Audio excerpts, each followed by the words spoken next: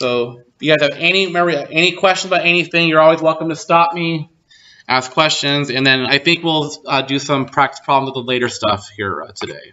But let's get through it first.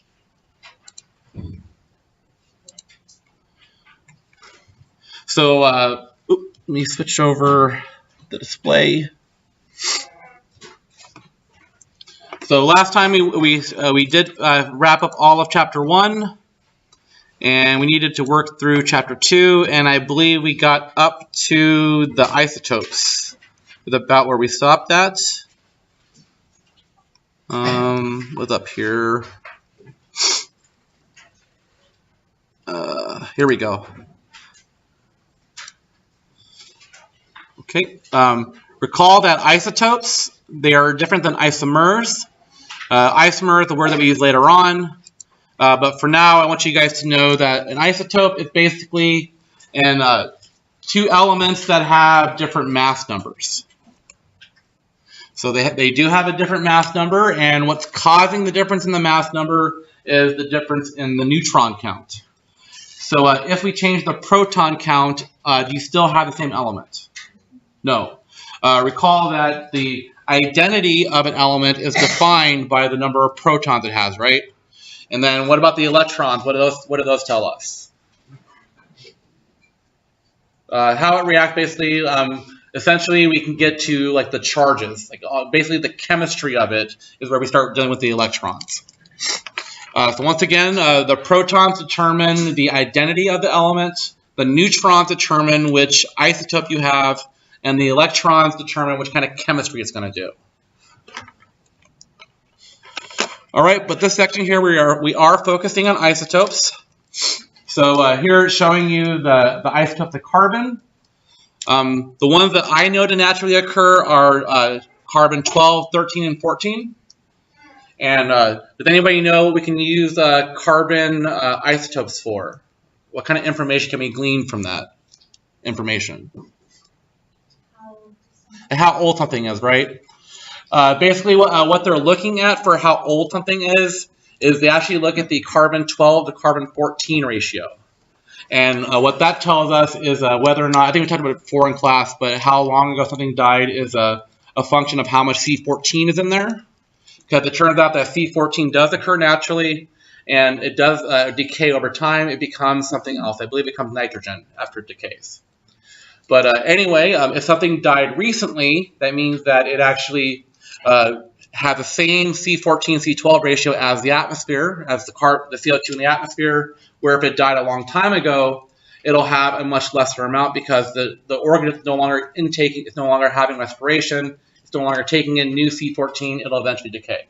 And this is actually the best use for figuring out what kind of fuel sources are in our smoke. So basically we would collect samples of smoke from the air, and we would look at whether what kind of C12, C14 ratio it had. That would tell us whether or not it came from burning things like wood, which died recently, versus burning things like coal and gasoline, which died a long time ago.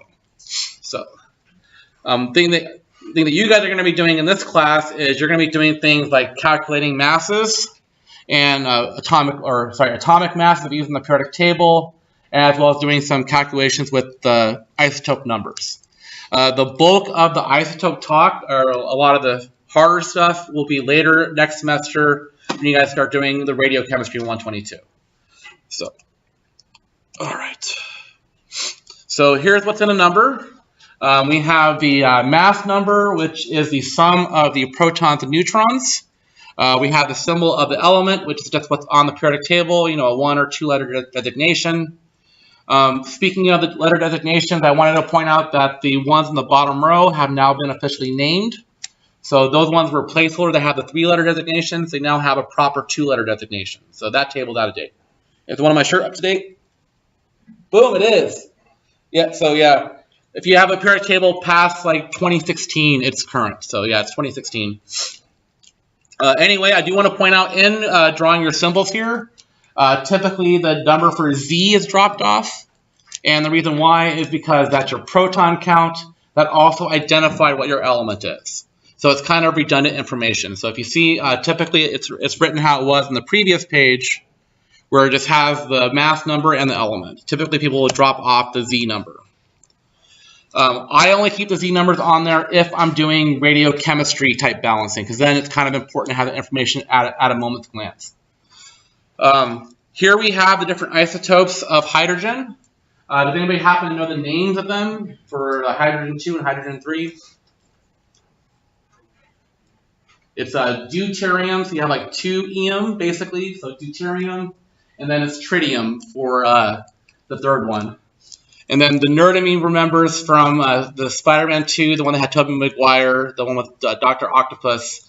Dr. Octopus was raising money to get tritium to build a sun in his lab. So I'm not sure how true that is, that could happen or not, but he was getting tritium. I guess there is some element of truth to it, because you guys know what main elements in the sun? It's hydrogen and helium mostly, right? So I guess it was kind of related. All right. Also with the naming here, really quickly here, there's 2 ways to write them. So you have one where you have the A and E letter designations, as well as saying the name of the element, dash, and then a number. And you need to know how to read either way. All right, the atomic mass scale. The atomic mass scale is actually based off the mass of carbon. I don't think that's even in here, is it? Oh, yeah, it is. So it's actually based off the weight of a carbon atom. And we also know that 1 gram is equal to this many AMU, 6.022 times 10 to the 23. Does anybody remember the significance of that number? What was that? Avocado's number, right? Avogadro's number. Yeah, that's the mole number, right? We actually have a mole day this year, so National Chemistry Week always lands on the week that has October 23rd, and it's always for mole day. So yeah, we'll be doing stuff probably for that day. I'll probably bring demos or something that week for us to do. Anyway, the way we get our atomic masses on the periodic table is 1 AMU is equal to exactly 1/12 of a carbon-12 atom, right? But it turns out that we have the different isotopes, so if you look up something on the periodic table, it won't have the mass exactly of the most stable isotope. It has a weighted average. And this is something that I want you guys to remember how to calculate here. So basically, it's the sum of the isotopic mass, and you may not be asked to calculate this, or you can just look up the natural abundance. And then you multiply that by the natural abundance as a fraction, not as a percentage. So meaning that if I have something that's 50%, I would multiply it by a 0.5 and not 50. So once again here, it's a weighted average of the mixture of all the different naturally occurring isotopes. So be careful if you're doing a problem like this and you have to look up information that you're looking at natural isotopes, not all the possible isotopes. So for example, if I was doing a carbon calculation, I would drop off carbon 11 because carbon 11 is not natural. All right, so speaking of carbon, so like I said, is the AMU units, or these mass units, are based off of the mass of carbon, being that 1 AMU is exactly 1/12 of a carbon-12 atom. But if you look at the mass of carbon, it's not exactly 12 in the periodic table. It's actually 12.01. And the reason why is because it's accounting for the little teeny bit from carbon-13. So here's how we do the weighted average. You have the percentages converted to a decimal. You get that number by looking at this percent divided by 100 to get the fraction. And then you multiply it by the corresponding weight. And because the AMU is defined as exactly 1/12, it works out to be exactly 12. And then the same thing for the carbon-13. We multiply it by the percentage as a fraction and by the mass. And what if we were not given these mass numbers? Do you know how to calculate them? These mass numbers that are here. So earlier, let me back up. It's in this PowerPoint. I would consider this stuff to be table information. I would not memorize these numbers. But here we have our masses of a proton, neutron, and electron. You basically need to add up all the protons and all the neutrons and multiply them by the numbers and add it all together. You're going to have to do stuff like that on the homework. So basically, if we had a carbon-12, we would know it would be 6 protons and 6 neutrons, right? What about the electron mass? Do we include the electron mass in that calculation? Do you guys remember? We don't. The reason why is because the mass is negligible. If you look at the difference in numbers here, the mass of the electron is 10 to the minus 8, and then a proton is 10 to the minus 24. So that's different by a factor of 10 to the 4.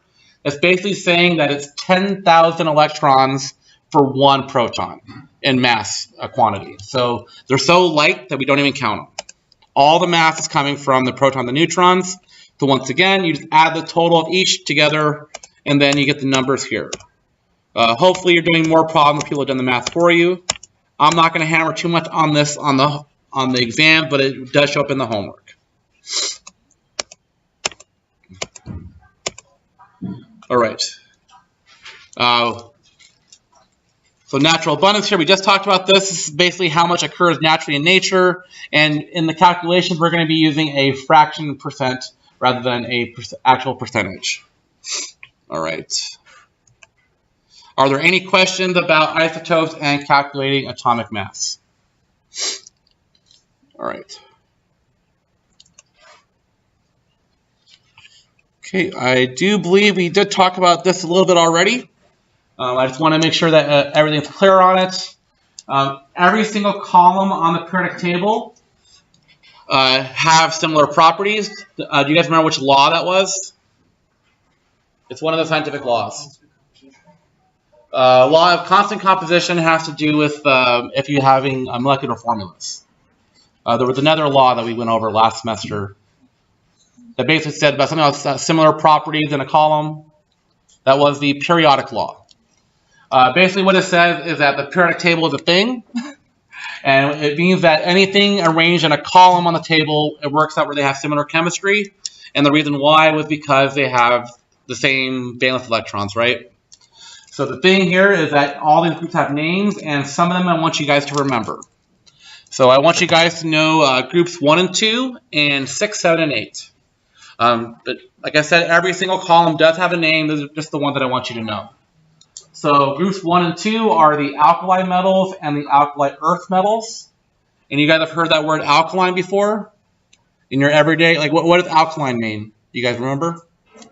Mean that it's basic, meaning that it has, we didn't go over pH in 103, but basically it means you have more hydroxide OH ions versus H plus ions in solution. It turns out that we'll see later this semester that pH is a balance of H plus and OH in water. You always have a little bit of both, and how heavy on one side it is depends on whether it's acidic or alkali. Alkali means that it's more on the basic end. I did promise you guys that I was going to bash alkaline water a little bit as we progress through the semester, so here's my first little bash. So one of the common household cleaners that you guys are probably familiar with is ammonia, right? The way ammonia, most cleaners actually, if you put them into water, they're basic. Like these alkali earth metals are basic in water. And most cleaners out there are alkaline. So things like bleach, ammonia, things like oven cleaner, like all that kind of stuff, all that stuff is basic, alkaline. So just because someone says something is alkaline, it's not automatically make it safe. Because most things that people think about that are toxic are actually alkaline, if you look at the pH of them, which I find it kind of funny that people say, oh, if it's alkaline, it's good for you. So go drink your bleach while you're at it. Please, go drink your bleach. Alkaline and alkaline earth metals, they get those names because if you have their pure metals, they will react. And we're actually going to cover this chemistry later on, but they will react to form a hydroxide ion. So they do form a hydroxide ion, making the solution alkaline. All right, next one we have the chalcogens. That's your oxygen-sulfur group. 7 is the halogens. That's all your fluorine, chlorine, bromine, iodine. And then we have the noble gases, which are the cool kids on the block, right? So we're going to see later this semester as we start going on over ionic charges that basically everything wants to be like a noble gas. That's pretty much where their name comes from. Because of that, they're considered to be unreactive. Does anybody know which, if you're checking your home for like your toxic fumes. People check their homes for things like CO2, carbon monoxide, and one of them is a noble gas. You guys know which one they look for typically? What's that? I can't hear you. I don't know. I think it's either krypton or xenon. It's one of the noble gases. I didn't know offhand. I wonder if any of you guys knew. I could Google it, but they do look for one of the noble gases in our homes. All right, molecules and molecular compounds. So we did talk a little bit about this already. This was where you had the law of the constant proportions, basically meaning that we can have molecular formulas. We have the empirical versus the molecular formula. The molecular formula is the actual formula, and the empirical formula is the smallest relative whole number amount. The reason why this matters is because we're going to be doing calculations where we're figuring out from like a percent composition to a formula, and that actually gives you the empirical formula, not the molecular. Sometimes they match, sometimes they don't. So do you guys, what is the empirical formula of a C2H4? It's a CH2, right? So the CH2 is the empirical formula. The C2H4 is the molecular formula. What information would you have to be given if you, suppose you were given the empirical formula and someone asked you to calculate what the molecular formula is? What information would you need to have? That would be the molecular weights you need.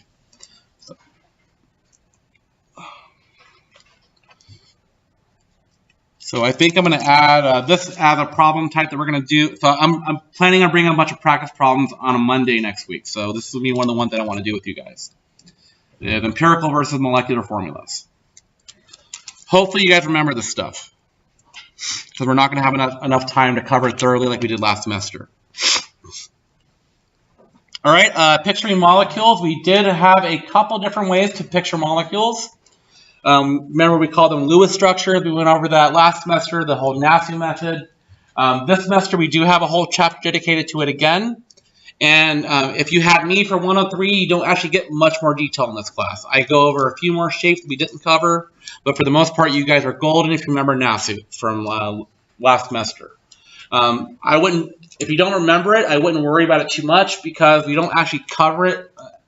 I think it's like exam 3 content, so like exam 3 area, and we also have a lab then that we'll be practicing that stuff. But for now, just know that there are different ways. We have written formulas and then these drawing methods. All right, here's the part that I wanted to focus on today. So we have our ions and ionic compounds. This is the case where you have electron transfer. So for example, we have the sodium metal tends to form a sodium plus instead. And the reason why is because it's going to have the same electron configuration as a noble gas when it does that, right? So for example, everything that's in the column 1 on the periodic table, so hydrogen, lithium, sodium, potassium, etc., they all exhibit similar chemistry. And they all have the same distance from a noble gas. So they're all one element away from a noble gas. So to make the same electron count, they're going to lose an electron. That's what's being shown here. And if it has a positive charge, we call it a cation. And it lost an electron. And you want to keep that designation in your mind too, whether it gained an electron or lost an electron. Because we're going to hit redox pretty heavy in this class. So if you don't, we probably didn't cover redox too much last semester, but we're going to be building up to it. So once again, the positive cation had lost an electron, and the negative anion has gained an electron. Do you guys remember which one is redox, which one is reduction, which one's oxidation? For those that had me. What's that? Reduction is gaining. Yeah. So is that the anion or the cation then? The anions, yeah. So whichever one gained an electron is the reduction, whichever one lost the electron is oxidation. That was the whole Leo says grr. But don't worry if you don't remember, we're going to cover it. And I'm going to slow down for that part. So, all All right, on that note here, we have the common charges. I would commit this to memory. And you can, if you don't have this in your memory yet, you're actually kind of given it indirectly by the periodic table itself, because we typically have the numbers on top. I'm not going to filter that information from you guys. You're going to have them on the table. So whichever charge you have, whichever valence electron count you have is equal to the group number. So it's basically, so these ones, these have 1 and 2 electrons respectively, so they're going to tend to lose those 1 or 2 electrons, giving us that charge. And these ones are going to make us the difference to have 8. So 5 will gain 3, giving us a 3 minus. The 6 will gain 2, giving us 2 minus. And then lastly, the 7 is going to gain 1, giving us the 1 minus. The noble gases are not going to gain or lose electrons. And then you guys remember why, like, what's up with the transition metals not on this list? Like, why are those not on the table? Or why don't they have a common charge shown? They can have a couple different charges, right? They have a couple of variable charges. Some of them do have common charges, like 1 or 2 of them. You're going to memorize those with enough practice. I'm not going to have you guys memorize them per se, but with enough practice, you should, like copper and iron, you should learn those charges just with practice. All right. A ionic compound is considered to be stable if they have equal charge balance between them. So like total positives is equal to the total negatives. So whenever you write a formula for a ionic compound, you have to balance the pluses and the minuses. And I'm going to show you guys a little trick that you may remember from last semester on how to figure out the formulas here. So I'm going to go ahead and switch over to the document camera, and we're going to work on there a little bit. Right, so web, doc, and then doc.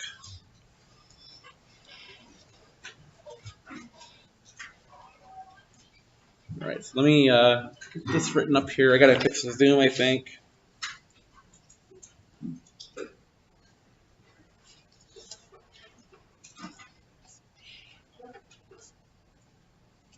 All right, so the kind of problems you're going to be given in this chapter is they're going to give you like 2 elements, and they're going to ask you what kind of compound they're going to make and probably name it as well. So you're going to have to figure out a couple things here. You're going to have to figure out, what the actual formula is, and you're also going to have to remember how to name them. So if you're actually comparing this to last semester, Chem 103 in their notes, this is actually a couple chapters kind of wrapped in together here.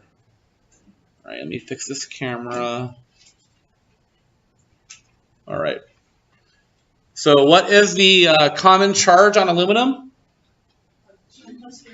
It's a +3. It's in the group 3. Everything in group 3 is going to have a +3. So 3 plus. Also, while we're going over this, I want to point out that you want to write them as a number, then the charge. So you want to write it as Al3 plus, not Al +3. And I'm not picky about this, but the online homework is. So if you put a +3 there, it's going to mark you wrong. All right. What is the charge on chlorine? Minus.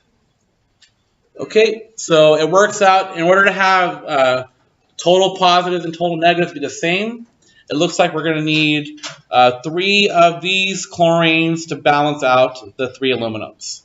You can quickly figure this out by doing the cross method and recognizing that this number will become the suffix, the subscript on this element. And then this number goes over there. So overall, this is going to be AlCl3, like that. So the 3 from the 3 plus went to chlorine. The 1 from the 1 minus went to the aluminum. Okay, and then let's see if you guys remember your naming. How should I name this? So do I need to include the charge in there? Do I say aluminum 3 chloride or just aluminum chloride? Just aluminum chloride because it's a main group element. So aluminum chloride. The interesting thing as the compound is if you actually look up this compound, it'll be listed as a aluminum trichloride, and that is off our naming rule. That's technically incorrect, but people name it that way because it's actually molecular. But based off our rules, we're showing it as ionic, but in real life, it's actually molecular. So there are some exceptions to the rules that really exist out there. All right, let's take a